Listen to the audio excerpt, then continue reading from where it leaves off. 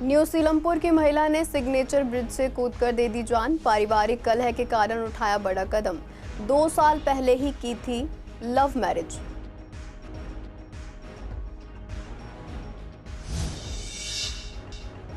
New Seelampur में महिला के पास देसी पिस्तौल बरामद। वेलकम थाना पुलिस ने महिला को पकड़ा। केस दर्ज, महिला से पूछताछ जारी।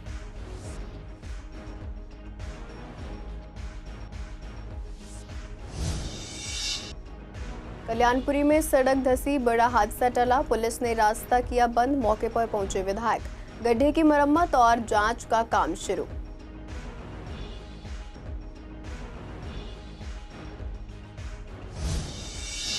टैक्स में छूट से जनता को बड़ी राहत, बोले रामकिशोर शर्मा। संपत्ति कर में छूट बढ़ने से करदाताओं को होगा सीधा फायदा। समय सीमा बढ़ने से लोग आसानी से जमा कर पाएंगे टैक्स।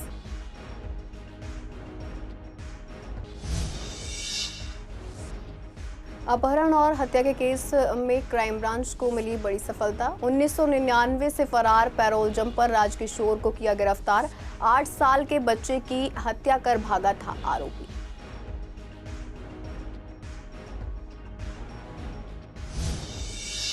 नमस्कार, आप देख रहे हैं CCN डिजिटल। मैं हूं आपके साथ शिवानी तिवारी। स्वागत है आपका हमारे खास कार्यक्रम पूर्व दिल्ली खास में। बुलेटिन की शुरुआत करते हैं कुछ खास खबरों के साथ। उत्तरी दिल्ली के सिग्नेचर ब्रिज से शनिवार सुबह एक युवती ने अपना बैग पुल पर रखकर यमुना में छलांग लगा दी। लोगों ने युवती को कूदते हुए देखा तो फौरन मामले की सूचना पुलिस और दमकल विभाग को दी। कुछ ही देर में पुलिस और दमकल विभाग के अलावा गोताखोरों की टीम मौके पर पहुंच गई। टीम जब तक पहुंची तब तक वह डूब चुकी थी। बाद में युवती की पहचान न्यू सीलमपुर गुरुद्वारे वाली गली निवासी छाया के रूप में हुई। छाया यहां अपने परिवार के साथ रहती थी। करीब 2 साल पहले छाया ने चरणजीत उर्फ नितिन नामक युवक से लव मैरिज की थी। अब उसने ऐसा कदम क्यों उठाया, इसकी पड़ताल की जा रही है। चरणजीत रैपिडो चालक है। पुलिस ने उसके पति से पूछताछ की है। गोताखोरों ने उसको कुछ ही देर बाद यमुना से निकाल लिया था। उसे नजदीकी अस्पताल ले जाया गया, जहां उसे मृत घोषित कर दिया गया। बैग से मिले फोन नंबर की मदद से मृतका की शिनाख्त की गई। पुलिस को मृतका के पास से कोई सुसाइड नोट बरामद नहीं हुआ है। सूचना के बाद शाम के समय युवती के परिजन तिमारपुर थाने पहुंचे, क्योंकि ये इलाका तिमारपुर क्षेत्र में ही आता है। शुरुआती जांच के बाद आशंका जताई जा रही है कि पारिवारिक कलह की वजह से युवती ने ये कदम उठाया। उत्तरी जिला पुलिस उपायुक्त राजा बाठिया ने बताया कि शनिवार सुबह करीब 11:15 बजे उनकी एक युवती के यमुना में कूदने की सूचना मिली थी। पूर्वी दिल्ली के न्यू सीलमपुर इलाके में एक महिला को देसी पिस्तौल रखने के आरोप में गिरफ्तार किया गया है। दरअसल 1 अगस्त को थाना वेलकम में दर्ज एक केस की जांच करते हुए पुलिस टीम हनुमान मंदिर के पास एक संदिग्ध के घर पहुंची थी। टीम का नेतृत्व इंस्पेक्टर रुपेश कुमार खत्री SHO थाना वेलकम कर रहे थे। उनके साथ SI अभिषेक P Singh, head constable Dinesh और अरविंद भी मौके पर मौजूद थे। ये पूरी कार्रवाई ACP भजनपुरा विवेक त्यागी की निगरानी में हुई। जांच के दौरान पुलिस ने जब मोबाइल फोन खंगाला तो उसमें एक महिला की तस्वीर मिली, जिसमें वे देसी पिस्टल पकड़े हुए नजर आ रही थी। इसी आधार पर महिला से पूछताछ की गई और उसकी निशानदेही पर उसी घर से देसी पिस्टल भी बरामद कर ली गई। इसके बाद थाना सीलमपुर में महिला के खिलाफ सशस्त्र अधिनियम के धारा के तहत केस दर्ज कर उसे गिरफ्तार कर लिया गया। फिलहाल पुलिस इस पूरे मामले की आगे की जाँच कर रही है, ताकि ये पता लगाया जा सके कि पिस्टल कहाँ से आई और इसका इस्तेमाल कहाँ किया जाना था। पूर्वी दिल्ली के कल्याणपुरी थाना क्षेत्र में बीती रात एक बड़ा हादसा होते होते टल गया, जब अचानक सड़क धंस गई। सड़क पर करीब 50 फीट गहरा गड्ढा बन गया, जिसमें दिल्ली पुलिस के बैरिकेड तक गिर गए। गनीमत रही कि उस वक्त वहां से गुजर रहे बाइक सवार लोग बाल बाल बच गए। घटना के बाद पुलिस ने तुरंत कार्रवाई करते हुए दोनों ओर से रास्ता बंद कर दिया, ताकि कोई और हादसा ना हो। इलाके के लोग हैरान हैं कि सड़क इतनी बुरी हालत में थी और किसी को इसका अंदाजा नहीं था। विधानसभा त्रिलोकपुरी के बीजेपी विधायक रविकांत उज्जैन मौके पर पहुंचे और उन्होंने इस गड्ढे के लिए आम आदमी पार्टी की सरकार को जिम्मेदार ठहराया। उन्होंने कहा कि पिछली सरकार की लापरवाही का नतीजा आज लोग भुगत रहे हैं। फिलहाल इलाके में ट्रैफिक रोक दिया गया है और गड्ढे की मरम्मत और जांच का काम शुरू हो चुका है। देखिए, पिछले लंबे समय से जो 40 वर्षों से यहाँ पर लाइनों का काम नहीं हुआ। ये 1800 mm की लाइन है, जो हमारी बड़ी लाइन पूरे 3 विधानसभाओं को जोड़ते हुए जाती सीवरेज की। जब ये लाइनें सरकारें आई, सरकारें गई, लेकिन किसी ने भी इस तरफ ध्यान नहीं दिया। आज हमारी सरकार आई है तो हमें समस्याओं को देखना पड़ रहा है कि किस प्रकार से समस्या एक विकराल रूप लेकर सामने आई है। तो अभी 1 घंटे पहले पता लगा, आज से 2 दिन पहले ये जगह में एक छोटा सा गड्ढा हुआ, जिसके लिए हमने तुरंत उसका जो हमारा प्रोसेस होता है जल बोर्ड को बुलाकर उसका टेंडरिंग प्रोसेस करा दिया है। और उसके साथ साथ जब ये पता लगा कि आज ये पूरी सड़क धंस गई है तो हमने पुलिस प्रशासन, दिल्ली जल बोर्ड के हमारे अधिकारी यहाँ उपस्थित हैं, PWD के लोग यहाँ पर उपस्थित हैं, उन सबके साथ मिलकर ये पूरा बैरिकेडिंग किया, ट्रैफिक को रोका है कि जिससे कि और बड़ा हादसा ना बने। और इसका टेंडरिंग लगाकर मंडे ट्यूसडे में हमारे टेंडर प्रोसेस खुल के तुरंत हम इस काम को कराएंगे, क्योंकि ये एक इमरजेंसी कॉल है जो समाज के बीच में हमें एक अच्छी तरीके से वो लेकर जाना है कि समाज में या फिर इसके अंदर एक कोई बड़ा हादसा ना हो, उसको बचाने के लिए हम सब लोग उपस्थित हैं। और मैं भी स्वयं इसको देख रहा हूँ और मैं अपने क्षेत्रवासियों से भी एक आग्रह करना चाहता हूँ कि जो परेशानी है उससे जल्दी निजात आप सबको दिलाऊंगा। और सरकार हर चीज़, हर परिस्थिति में पूरी संकल्पबद्धता के साथ आप लोगों के साथ खड़ी है। तो कहना कितना गड्ढा हो गया, देखा गया पुलिस की बैरिकेड गिर रखी है, क्या है पूरा मामला, कितना गड्ढा, कितना फीट हो गया? गड्ढा जो पहले हुआ था लगभग छोटा था, और जब हमने जैसे ही देखा तो तुरंत हमने इसके ऊपर एक्शन लेकर अपना जल बोर्ड के अधिकारी, चीफ और उनके ऊपर हमने इसको तुरंत भेजा है। वहाँ के अधिकारी भी आए, सारे हमारे एससी वगैरह सबको बुलाकर, प्रोजेक्ट्स के लोगों को बुलाया, PWD को बुलाया, और उनको बताने के बाद उन्होंने तुरंत उस पर एक्शन लेकर तुरंत उस पर जो प्रोसेस है आगे के लिए उन्होंने चालू कर दिया। और अब वो आज जो बड़ा गड्ढा हुआ है उसको हमने बैरिकेडिंग से रोका है, किसी की ट्रैफिक के और लोगों का आवागमन जागमन ना हो या कोई किसी के अंदर ना जाए। तो उस गड्ढे को देखते हुए ये है कि हम मंडे ट्यूसडे से हम इस काम को प्रारंभ कर देंगे। दिल्ली वासियों के लिए राहत भरी खबर है। दिल्ली नगर निगम ने संपत्ति कर पर दी जा रही 10% छूट की अवधि अब 31 अगस्त 2025 तक बढ़ा दी है। मेयर सरदार राजा इकबाल सिंह ने ये घोषणा करते हुए कहा कि ये फैसला करदाताओं की सुविधा, टैक्स आधार के विस्तार और राजस्व वृद्धि को ध्यान में रखते हुए लिया गया है। Shahdara south zone chairman Ramkishore Sharma ने बताया कि दिल्ली के नागरिकों की सक्रिय भागीदारी और सुनियो योजना को मिल रही सकारात्मक प्रतिक्रिया उत्साहजनक है। पहले ये छूट 31 जुलाई तक थी, लेकिन अब इसे एक और महीने के लिए बढ़ाया जा रहा है। इस निर्णय के तहत अब नागरिक 31 अगस्त तक संपत्ति कर जमा कर 10% की छूट का लाभ ले सकते हैं। ये छूट साल 2025 से 26 के लिए देय संपत्ति कर पर लागू होगी। देखिए, हाउस टैक्स का हर बार जो रेवेन्यू आता था, क्योंकि नॉन प्लान और प्लान वाले 2 तरह के एमसीडी में काम होते हैं, और उसमें जो बहुत बड़ा हिस्सा होता है वो होता है हाउस टैक्स के रेवेन्यू का। अब यूजर चार्ज जो आम आदमी पार्टी ने लगाया था, वो यूजर चार्ज की वजह से लोग भर नहीं रहे थे, क्योंकि 1500 रुपये हाउस टैक्स था और 5000 रुपये उस पर यूजर चार्ज था। तो लोग कहते थे हम यूजर चार्ज क्यों भरें।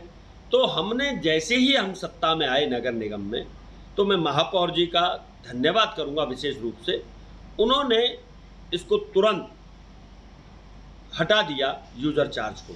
अभी भी आपके मन में एक विचार आता होगा कि साहब अभी भी ऑप्शन आ रहा है कि यूजर चार्ज आप भरना चाहते हैं या नहीं भरना चाहते। तो अब हम सबका हाउस टैक्स बिना यूजर चार्ज के भरवा रहे हैं, और इसकी डेट 1 महीना पहले, क्योंकि जून और जुलाई, अब हमने इसको अगस्त में भी लागू किया है।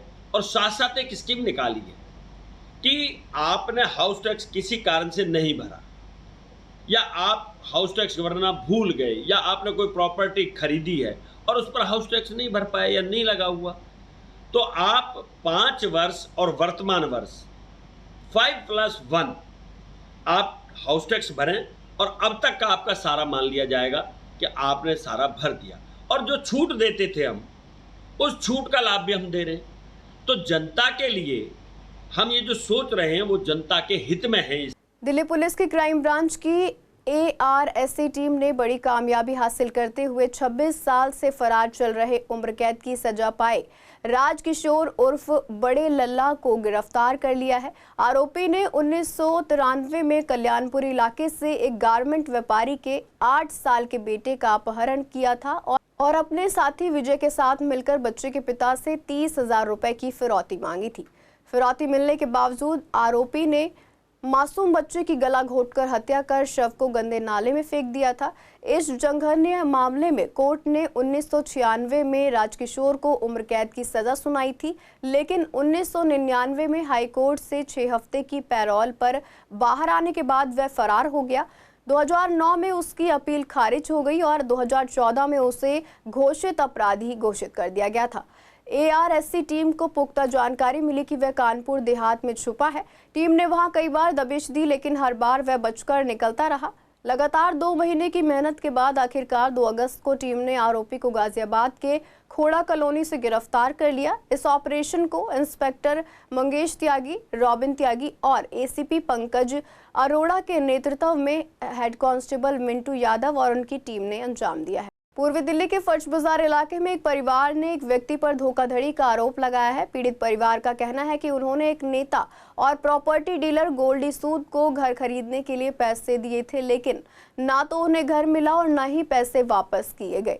परिवार का कहना है कि उन्होंने कई बार पंचायत भी करवाई, लेकिन कोई समाधान नहीं निकला। कुछ दिन पहले गोल्डी सूद ने उन्हें अपने घर बुलाया और पैसे लौटाने की बात कही, लेकिन जब परिवार की महिला सदस्य, उनकी बेटी और ननद वहां पहुंची तो उनके साथ बदतमीजी और हाथापाई की गई। इसके बाद उन्होंने पुलिस को 112 नंबर पर कॉल की। पुलिस ने पीड़िता की MLC करवाई और मामला दर्ज कर लिया है।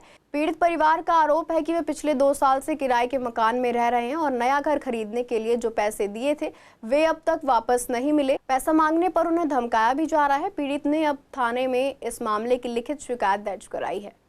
24 पहले तो हमने 1.5 साल पहले से गोल्डी सूद से उसका मकान की डील हुई थी हमारी 70 लाख रुपए की, जिसकी हमने 40 लाख रुपए की पेमेंट भी कर दी। 30 लाख रुपए का मेरे पास SBI बैंक से मेरा लोन भी पास हो गया था, जो कि उसने फ्रॉड करा। ना ही तो अब वो पैसे देने के लिए कह रहा और ना ही वो मकान देने के लिए कह रहा, वो हमारे पैसे पीने के लिए कह रहा। 1.5 साल से हमने 3 से 4 बार हमने अपनी पंचायती बैठक भी कर ली अपने वाल्मीकि मोहल्ले में, मंदिर में, वाल्मीकि समाज की। तो हमने 4-5 मीटिंग भी कर ली, उसमें भी वो आमेटा में आज दे रहा हूँ, 1 महीने बाद दे रहा हूँ, 2 महीने बाद दे रहा हूँ, कोई हमें सोल्यूशन नहीं दे रहा। अब 24 तारीख को मेरी मम्मी, मेरी बुआ, मेरी बहन, ये सब के सब उसके पास गए थे कि भी हमारे 1.5 साल से हमारे पैसे दे दे, हम बहुत परेशान हो रहे हैं। हम 1.5 साल से अपने ही घर जो हमने बेच के उसे पैसे दिए थे, उस घर का हम रेंट भी दे रहे हैं 15,000 रुपये। जो मेरे घर के पैसे थे उधार पानी लेके, चीज़ पानी बेच के, सब कुछ करके उससे 40 लाख करके दे दिया। 30 लाख का हमने लोन करवाया, तो कहने लगा कि 5 लाख और दो मुझे। तो हम क्या को उस बात का दंड दें जी, हमने मना कर दी। वो कहने लगा मैं नहीं देता। अच्छा, फिर क्या हुआ? फिर वो पैसे नहीं दे रहा, हमारे 40 लाख जो थे वो नहीं दे रहा पैसे।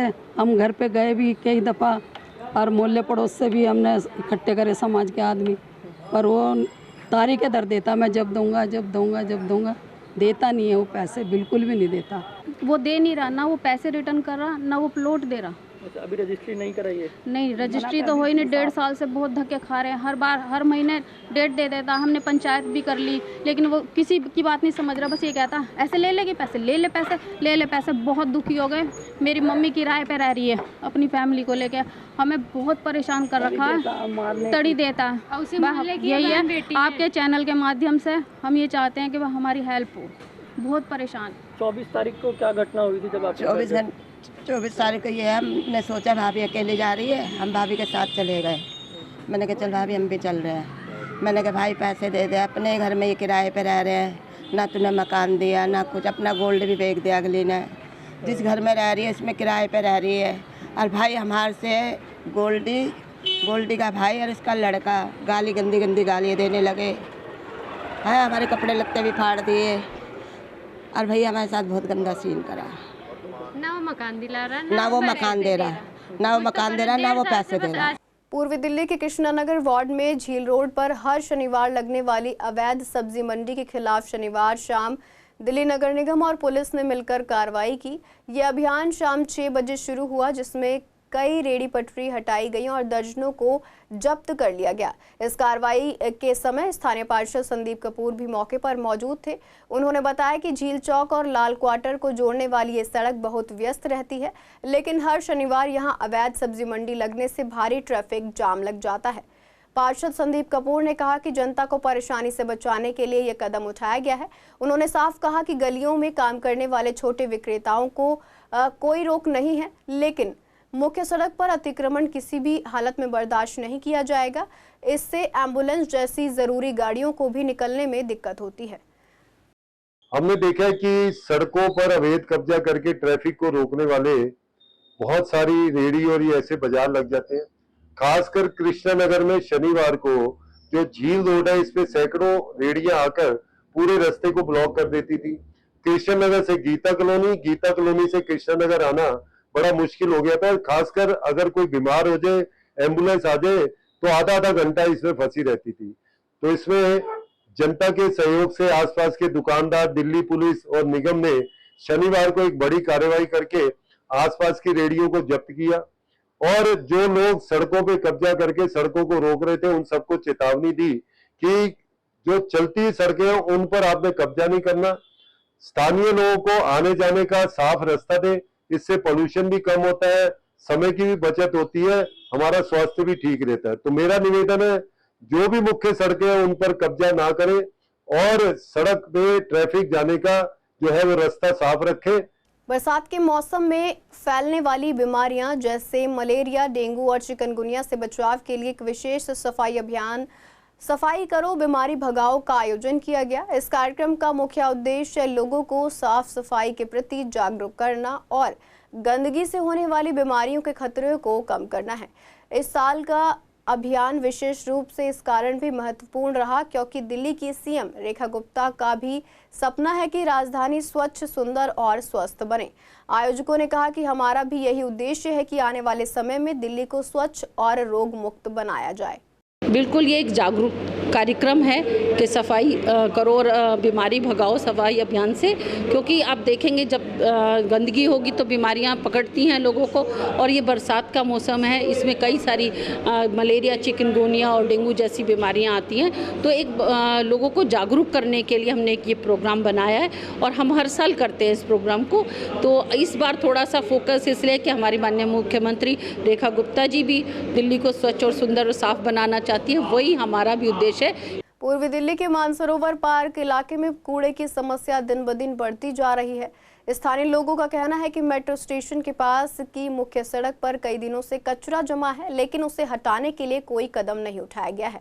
इस रास्ते से रोजाना सैकड़ों वाहन गुजरते हैं, लेकिन कूड़े की वजह से रास्ता सकरा हो गया है और गाड़ियां निकलने में मुश्किल हो रही है। पैदल चलने वाले लोगों को भी गंदगी और बदबू से काफी दिक्कत का सामना करना पड़ता है। लोगों ने मांग की है कि नगर निगम जल्द से जल्द सफाई कराए ताकि इलाके में साफ सफाई और रास्ते में सुगमता बनी रहे। ये कूड़ा ये लगा लो कम से कम 2-3 महीने हो गए हैं, ये कूड़ा उठाते ही नहीं है। एमसीडी से जो आते हैं अफसर आते हैं यहाँ पे अपना इधर से आते हैं जाते हैं, लेकिन कभी कूड़ा उठाते ही नहीं है। तो पास में मेट्रो स्टेशन है, जानकारी मिली थी कि मेट्रो स्टेशन जाम तो ये लगा लो, इतना जाम लग जाता है, लोग बाग गलियों से निकलते हैं, अंदर कंपाउंड में घुस जाते हैं। फैक्ट्री मालिकों को दिक्कत होती है काफ़ी बार। अब क्या करें, गाड़ियां ऐसे लगा के चले जाते हैं। देखो ऑन रोड गाड़ियां लगी हुई हैं, यहाँ पे अथॉरिटी नहीं है गाड़ी लगाने की, फिर भी लगा के जाते हैं। उत्तर रेलवे ने दिल्ली नगर निगम के साथ मिलकर रेलवे ट्रैक के आसपास फैले कूड़े और मलबे को साफ करने का फैसला लिया है। इसके लिए दोनों विभागों ने आपसी करार किया है। इसी सिलसिले में हमारे संवाददाता मोहित शर्मा ने शहादरा और विवेक विहार रेलवे लाइन का दौरा किया। वहां उन्होंने देखा कि ट्रैक के पास काफी कूड़ा और मलबा जमा हुआ है।